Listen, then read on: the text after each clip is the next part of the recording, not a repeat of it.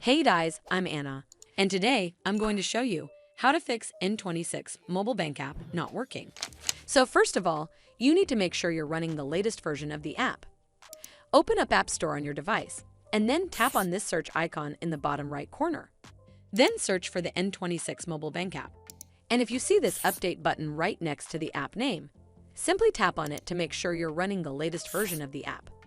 But if you still encounter this issue, then you need to clear App Cache. Go to your device settings and then scroll all the way down to General and tap on it. Then tap on iPhone Storage. From here, search for the N26 mobile bank app and then tap on it. Once you're on this screen, you need to tap on Offload App. Tap again to confirm. It'll take a bit for processing, and then a reinstall button will show up. Simply tap on it to reinstall the app. This should fix the issue, but if it doesn't, then you need to completely reinstall the app.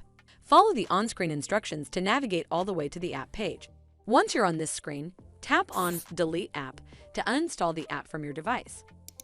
Once uninstalled, you need to open up App Store and then search for the N26 mobile bank app right over here in the search bar, and then click on this Get button to install it back on your device.